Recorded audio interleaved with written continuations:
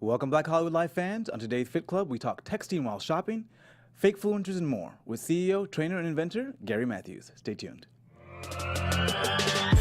You're tuned into Black Hollywood Live, the world's first digital broadcast network devoted entirely to urban entertainment and pop culture. Tune in right now.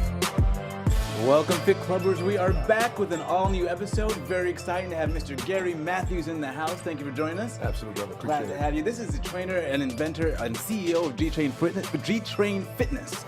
It's an all-new way to work out, and we're going to see a little bit of it here today and find out a little bit more about what you've done. And TK, Mr. Trinidad, well, I should have let you do the introduction because you actually work out with Mr. Matthews. I was going to say I was going to go a horrible introduction, but I've come to see the light over the last 2 weeks, thanks to John Sally. So, amazing trainer. I get up early and I do cardio. I've been at GTrain for, I think, a year and a half solid, and then like on and off for like two years or something like that.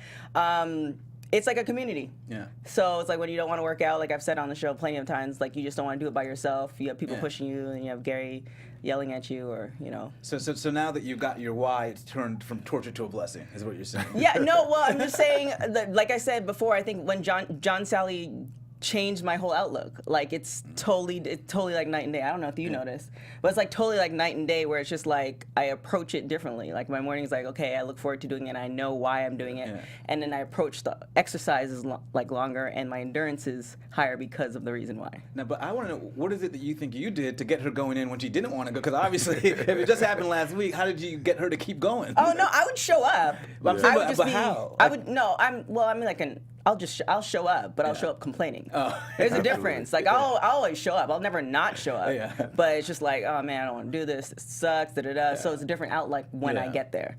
Yeah, I'm not those people. I'm not. I would be like 350 pounds by now. That'd be a wrap.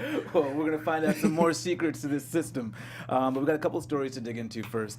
The first story actually talks about the new health craze of ginger. I know we've all kind of talked about ginger as an antioxidant and anti-inflammatory, but we're looking at different studies from the Journal of Pain Medicine and the Journal of Pain 2010 and 2015 that looked at the fact that it can actually alleviate pain, especially after a post-workout. For women, they said period pain, which was something I was like, oh, okay, that's something different. But it can alleviate period pain as well.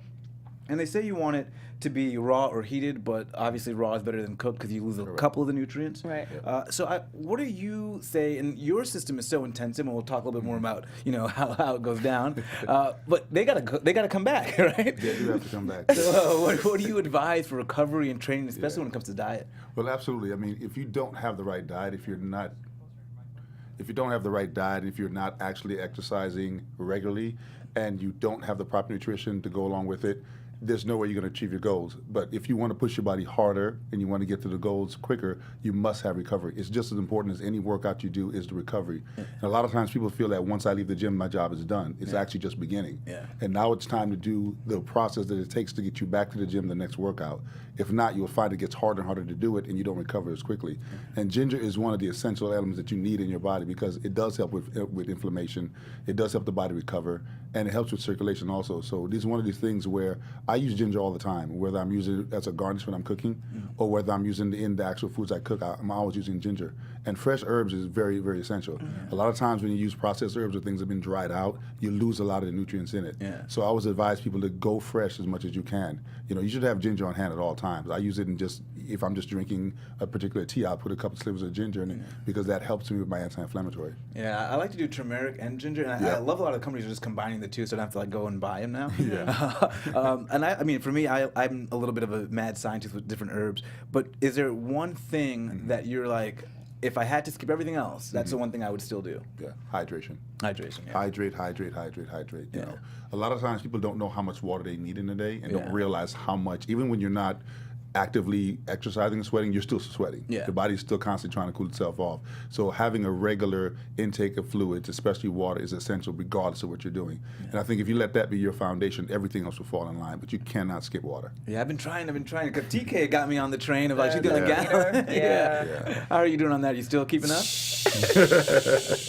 You notice the difference though. Yeah, like you notice the difference in your body. Like I know when you get parched, it's a wrap. Yeah. Yes. So I already know like, okay, yeah, I'm way beyond like, that line. But the water is key. But then when you drive in that traffic on the highway, that's yeah, clutch. I was gonna say, I felt better I've been doing it like what, maybe a week and a half now, just trying to really do it. Yeah. And I felt better, but the peeing, I have to get used to It like takes 2 peeing all the It does, time. it does take your time. Your body Yeah. does have to catch up to the excess Oh, amount. so of will it fluid get in better? Yeah. It does get better. Oh, yeah. okay, because Yeah, it I'm does like, get I don't better. know if I can continue. Yeah, to it takes it. about like 2 weeks to get. Like Yeah. you have to do it consistently for 2 Yeah. weeks, then your body will adjust. Yeah, I'm making random stops and running into places. The next topic that we talk about, we always talk about the dangers of social media influencers and misinformation.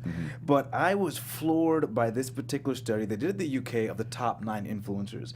And the reason I was floored is because they didn't just pick Boo Boo the Fool. They picked the influencers that are like everyone goes to for the right information. Right.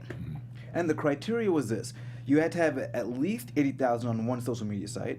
You also had to be verified on at least 2 sites. And you had to have an active weight management blog. So these were people that were in it. Okay. And so they looked at 12 different factors.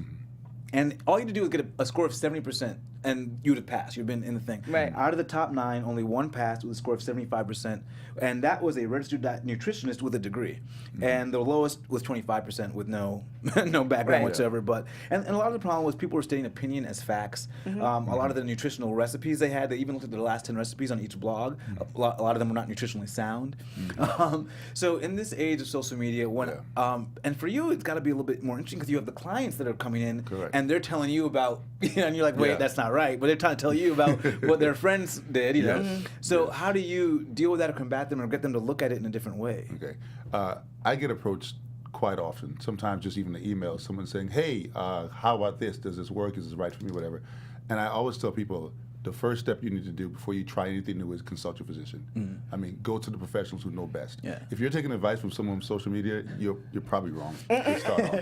No offense to social media people, I understand. But if you're not a licensed nutritionist, a certified personal trainer, if you don't have some type of degree, whether it's sports medicine, kinesiology, something that qualifies you to give advice to millions of people, then something's wrong. Yeah. I mean, honestly, and if you're the buying public, I tell you do your homework. Check the facts. Yeah. Are they certified? Are they certified to do what they say they're doing for you? And there's no one diet or one workout that's going to work for everybody. You have to be able to individualize each workout for each person. Yeah. So when you try to do something on a mass scale like that, you're going to be some hit and miss. That's a given. But if you're giving out nutritional advice or giving out workout advice to people and you're selling it as a package, you have to understand that some people will get some benefit and some won't. But as the buying public, you have to do your research. You have to actually look at the person and say, okay, are they licensed to do this? Yeah. You know, you wouldn't go, to a dentist if you need heart surgery. You want to make sure that the person you're going to, just because they're in that field, does not make them qualified. Yeah, So you want to make sure you do the right thing. And even if it looks professional, even if it looks the Yes. part, you Yeah. still got to know that Yeah. this person have a degree. Like, Yeah. And then so many people have their certifications just because, like, it's almost like you should look at the history too. Yes. Because it's like some people are like, okay, well, like I'm struggling as an actor, so I'm gonna become a personal trainer. It's like, Yeah.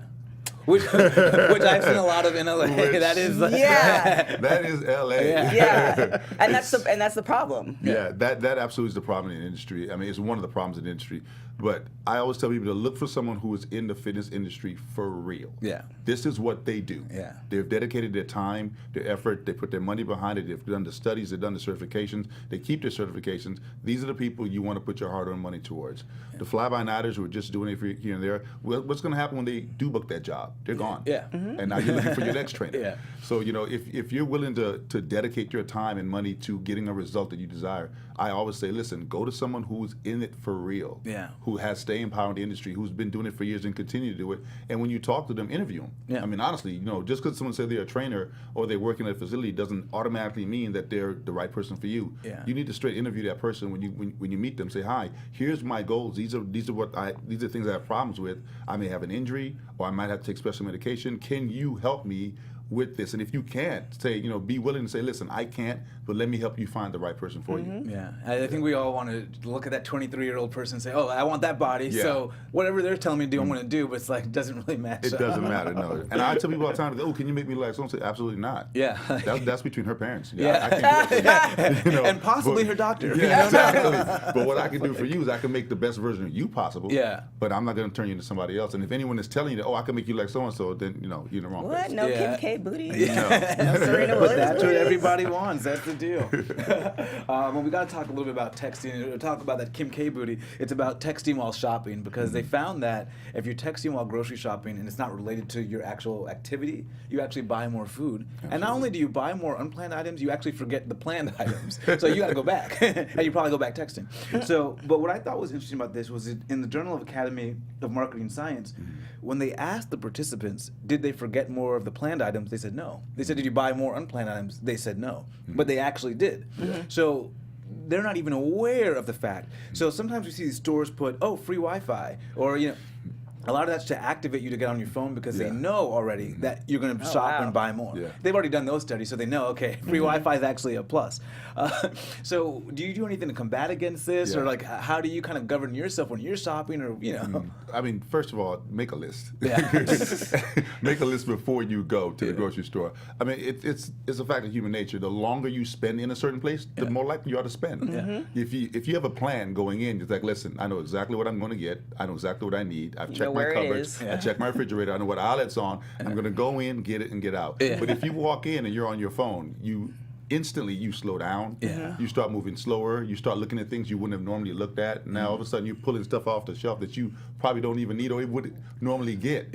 Or you tend to ask the person you're on the phone with, hey, have you had this? Or they say, oh, do me a favor, pick this up for me while you're there. Next thing you know, you spent an extra couple $100 on stuff you didn't really need simply because you're attached to your phone. And like you say, they know that. And they make it comfortable for you to be in the store because they know the longer you're there, the more you're going to spend. Yeah, that's because I always wondered how nice these stores say free Wi-Fi. And, like, because typically stores are kind of like, tight. And I was like, but what do you do when you're trying to like make sure you're not falling into these traps? Well, like my fridge is empty all the time, and I keep it like that on purpose. So I usually plan out what I'm gonna have for the day, and I go to the grocery store pretty much either on a daily basis or every other day. Like they actually know me, so I go there, I get what I need, and then I like pop out. But it's usually one or two things. So it's like that's been my method is just trying to like, because then I don't have to stockpile and eat all the bad food in one sitting. Well, it's not even the bad food. It's just like you don't. Well, I don't plan them. I don't meal prep.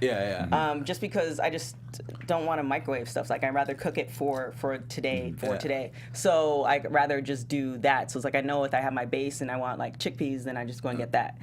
But that's the main thing. Even the incense guy says hi to me all the time. It's like you coming from the gym? Like, same day.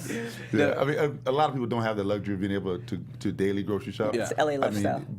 I mean, honestly, I'm more of a prep person, but I usually prep 2 days in advance, and that's about as far as I can take that particular type of food. I usually will prep, 1 or 2 days in advance, and then go from there and change it up that way. I was gonna say because I had a friend, and I mean, she does it because of time, so she'll take 2 hours on Sunday and she'll prep for the week. And I mean, and the prep looks gorgeous. I'm sorry, I don't want to eat that food on Thursday, though. Right. But some people do. Yeah, because then it gets like soft and doesn't have its. Like there's nothing better than like a fresh meal like off the stove or like something like roti on a Friday. What? She's going in. She's trying to knock us off the plan right now. Just saying. I mean, if you have the time to prep your own food, and honestly, how many people really cook these days? There's not a lot of people actually could say, I can actually go to the grocery store, get raw ingredients, prep it, cook it, and and have fresh meals. I mean, it is time consuming. I do understand that. And in this busy day and age, you don't really all have time to do it. So prepping something does work best. But if you can't prep and you can't do fresh daily like TK does, I mean, there's a ton of meal prep places that are pretty good. But again, do your homework, do your shopping. Make sure, for one, it's actually economically feasible for you to do that. Even if it's say I could prep for a day or two, but by on the third day I need something different. Like I literally have like one delivery service a week where they'll send me like a day or two of food. That's just to give me a break to give you and to kind of break up the monotony of me prepping food all the time. And now you won't be in the store texting while you're shopping. Exactly. Or also you could do like bases. Like some people will do like they'll cook like ground beef or ground vegan beef or stuff like that, and they'll have that like seasoned. And then one day you might have tacos, and one day you might have I made cauliflower fried rice. Like I did different things. So you had some fresh ingredients. Yeah, so you have your base, and then you just can kind of just throw it all together. That's been helpful too. Yeah, I got to get better on the meal prep plan. I'm spending too much money. So and the last story we had was the Mediterranean diet, which we've already extolled the virtues of, but who knew that it could actually affect athletic performance? And so the Journal of American the American College of Nutrition actually did a study where they looked at the Mediterranean diet versus the Western diet, and after 4 days, participants ran a 5K, and they were 6% faster in the 5K on the Mediterranean diet. They also did tests for strength and anaerobic exercises, no difference there. But for the aerobic exercises, I thought, wow, like, so we already have this great diet that's going to help you live a little bit longer, avoid some cardiovascular disease, and also now contributes to athletic performance. Did you know this, or like have a feeling about this? Not a particular feeling when it comes to one diet over the other, but I believe in each particular diet, whether it's Mediterranean, whether it's a Western, or whatever diet you adhere to, there's enough ingredients in each one, if you pick the right ingredients, that you can get the same results. So you don't necessarily have to go to another country's diet in order to get a 6% increase. You could actually find that in pretty much any diet. You just have to really say, okay, what am I putting in my body that's affecting my performance now? Eliminating those things and putting things that are going to help you with your performance. Especially if you're in a situation where you need to mark your performance, like if you're going to run a marathon or if you're doing something for endurance, you want to see your rate of increase get better. Your diet will literally dictate the pace of that. As an athlete, we just say stuff like, oh, the night before you got a carb load, so you have extra energy the day before, all that kind of stuff. So if you break that down to a simpler form, you say, listen, if I'm eating a lot of processed foods, if I'm eating a lot of salt, a lot of sugar, I know I'm going to be slower. So if I start to clean that diet up, regardless of which diet I'm doing, it's that some diets naturally have less of those bad byproducts in it, so that you can say, well, if I switch to this diet, I'll get better. That is true, but you could also stick to where you are and just make better choices. We have too many options in the Western diet. That's true. And I think in the Western diet, we're always big, more portion. Oh my gosh. Portions is the problem. Yeah. A lot of people run into problems because they wait too long to eat, and then when they do eat, they overeat. And then the body doesn't know what to do with it, so it stores it. Yeah, that was me in college. Just overeat. You get to the dining hall, you can go back after, as many trips as you want. I ain't touching that dining hall. That dining hall is gross. Just bypass that. I was like, me, dorms? No thanks. I'll take the apartment. Thanks very much. And I want to find out a little bit more about this whole GTrain system. So I know you opened the gym, but then you developed the system after you opened the gym. So you had the vest and everything before? Yeah. Oh, okay. Well, tell me about this. Yeah, absolutely. So I've been a certified personal trainer now 18 years. Damn. Black don't cry. 18 years. I started in Brooklyn, New York, right there on Tilden Avenue in Flatbush, one of the poorest areas of Brooklyn. Wow. But when I tell you, I met some of the most amazing trainers, and they're still friends of me today. Some of them are mentors that literally lived and breathed fitness. I mean, this all these people did. And I was fortunate enough to spend a couple of years with them learning everything about fitness from the ground up, having your certification, knowing what you're talking about, and actually being able to put it into action and be able to mark your clients' results. And from there, I moved out to LA, where I was told was the mecca of fitness. Venice Beach, it all started here. And I'm thinking I'm going to further my education and realize that I was one of very few who were actually trainers who really were dedicating their life and time to helping others. Yeah, we're the mecca of the fitness mirage. Yes. So I pretty quickly decided I need to separate myself from the status quo that had developed out here, and I decided that I need to not only branch off and do it my way, but I also need to do it in a way where I could stand alone. So, matter of fact, Friday will make 10 years of GTrain Fitness. Wow, this is an anniversary show. Yeah, it's an anniversary show. Yeah, I started it 10 years ago. I was working in an existing gym, but I always had my own, system working within there. And I had a client who was very heavy-chested and suffered from back pain because of it. And she would come in and she'd have 2 sports bras on, and she'd try to work out. And just out of a need of trying to help her is what sparked me to invent the GTrain Fitness vest, which is a lightweight vest. It's not weighted at all, but it helps with form, balance, and posture based on the design of it itself. And I knew that this might be something that could help her, but I had no idea how to do it. So I kind of went shopping around to find the material that I would need for it, and I settled on a polyester neoprene blend because it's very durable. And I went into Joann's Fabrics, found the material, and then bought a sewing machine, taught myself how to sew, and started inventing vests. When you say inventor, you didn't go to someone and say, "Here are my specs." No, I literally taught myself how to sew everything in true Trini form. And from there, I started, outfitting my clients with this vest to help them with whether it was a poor posture, muscle imbalances, or whether they had back pain or something else. And it took about a year for me to really realize what I had. And it's one of those oh my goodness moments where you realize, oh, wait a minute, I might be onto something. everything. And then I did all my paperwork, made sure I got, the copyright pad and all that stuff done properly. And then once I achieved that, which 2012, I started doing classes with the vest. Nice. And then I soon after that added resistance bands because I wanted something that everyone can do that wasn't very taxing on the body. So I basically invented a wrist and ankle cuff system to where the vest, the wrist and ankle cuffs and bands work all together. Nice. And from there, I've just basically been putting brick by brick, building the company to where now I have distribution deals with 4 countries. We're here in North Hollywood and Valley Village, down in Hermosa Beach. So it's like, it started off very humbly, but it's growing very quickly. I got to say congratulations because a lot of my background info was a couple of years ago, and you just had the one location, so you're killing. This is amazing. It's coming along. Killing people every single I was day. gonna say you're in the vest every day. Yes. Yeah, I wear the vest every day. Just it's also helps like with sweating too. Yes. So that was beneficial. It's just it makes you work more. Now, Yeah. from the consumer point of view, first day you see the vest, were you like, I'm out, or like, 'cause it looks intimidating. It does look intimidating if you, especially if you haven't really worked out before. Even if you have worked out, it looks intimidating. Right. Yeah. I think it's perspective because Yeah. I did come from a workout background. The person who invited me, which is Spicy, by the way. Oh, Spicy. Yeah, Yeah. she was the one who told me about it and didn't show up to the class that I went to. But she told me about it, and I know her workouts, so I was like, okay, like I could do this. So it wasn't intimidating for me, but I could understand somebody who's brand new and has never worked out. It could be intimidating for them. However, it's not one of those things where like they strap you in and it's like, Yeah. How do you get that beginner who's like, are you kidding me? Yeah, and we always do get that shock value when people walk in because it is a vest, wrist, and ankle cuffs. And they go, whoa, what is this? So I always make a joke when someone brings someone with, like today she brought a friend in. Oh, yeah, she was hilarious. And I was like, oh, what did you do, lose a bet?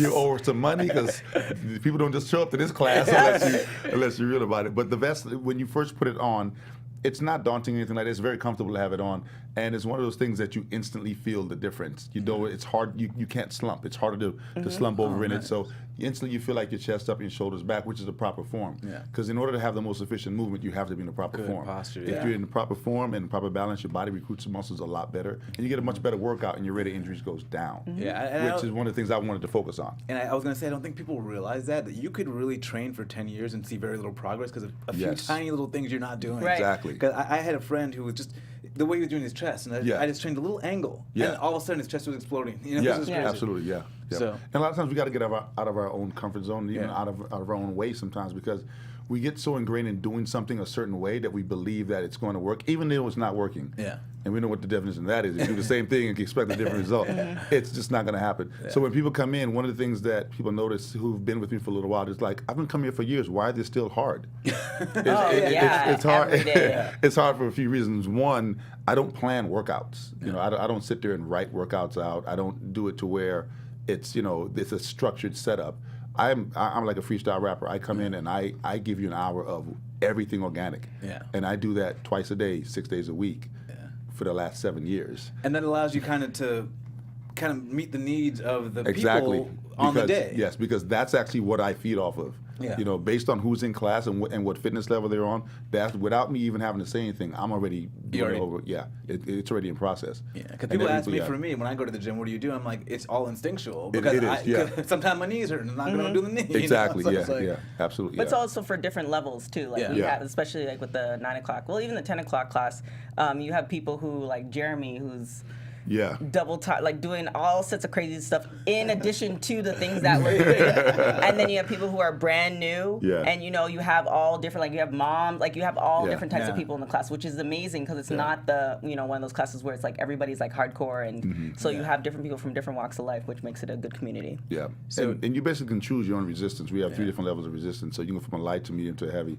And one of the things I find about people first come in, they usually try light or medium, but when they look at other people doing the heavy set, they aspire to that. I've had people come in who started with the yellow bands, then they moved to green, and now they're on red. Get yellow as an option. No, heck no, you want to get there. That wasn't even an option for me. I No, didn't it even know was that not. was a yellow. No, there's Messed that up. option. Yeah, no. We pretty much threw TK right in. Yeah, because before I actually met her, I actually kind of heard about her a little bit.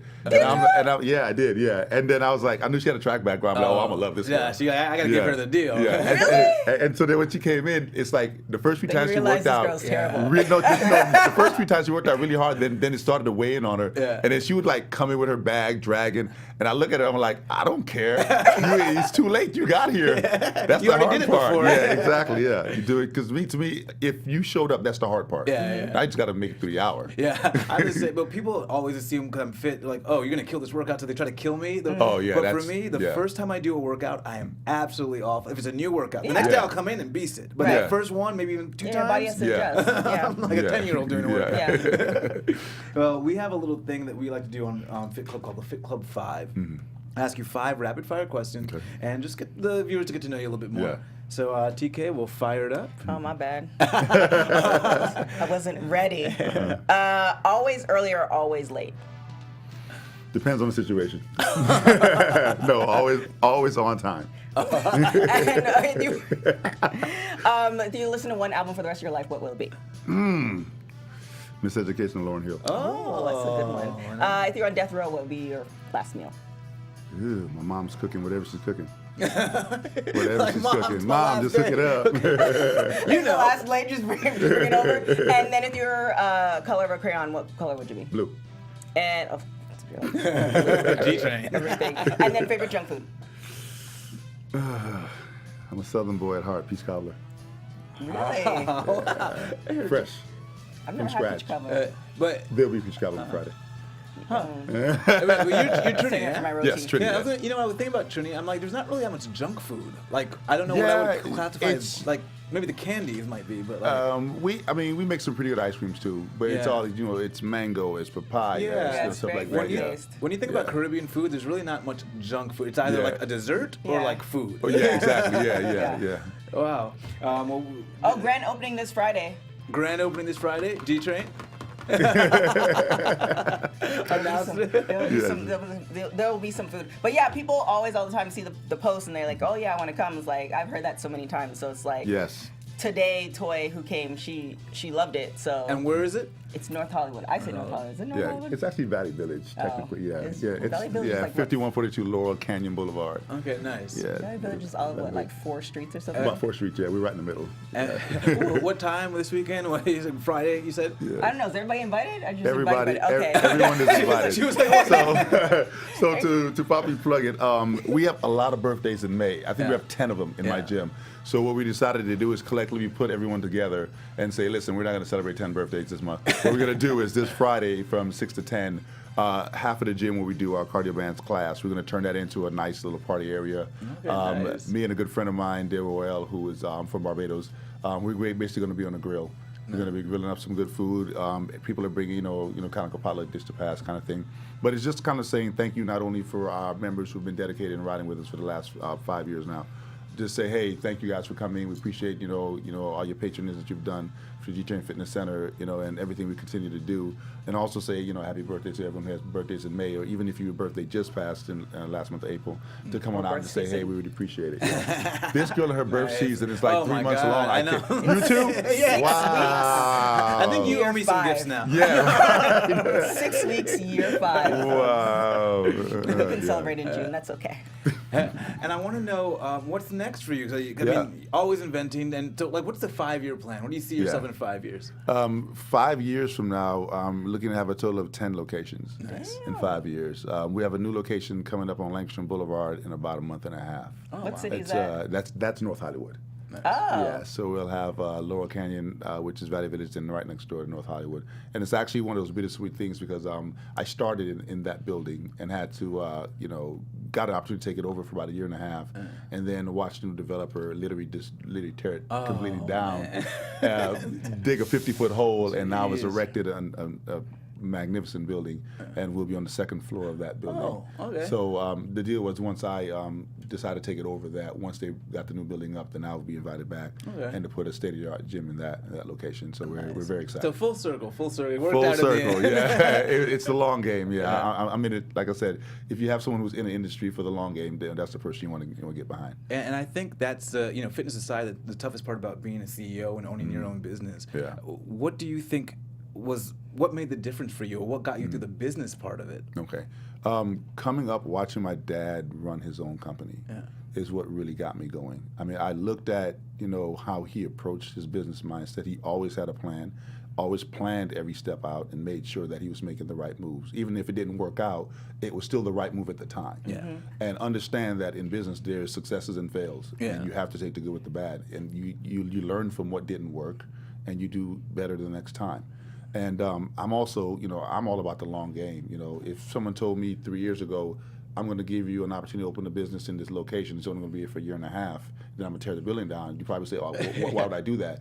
But looking at the long term, listen, it's going to take us 2.5 years to build a new building, and at that point, you could come back in. I was able to see 3.5 years down the road and see where I'm at. And have faith that you'd be there. That I would be there and thriving and be ready to take that next step. Yeah. And I mean, to me, honestly, if you're in it for short gains, not only will your customers see it and they'll see right through it, you'll also won't be able to see the long-term effect of what you're doing. Because if you can see something far enough ahead, you know whether or not you're making the right move. And if it's not working out for you, you have time to stop and go the other way.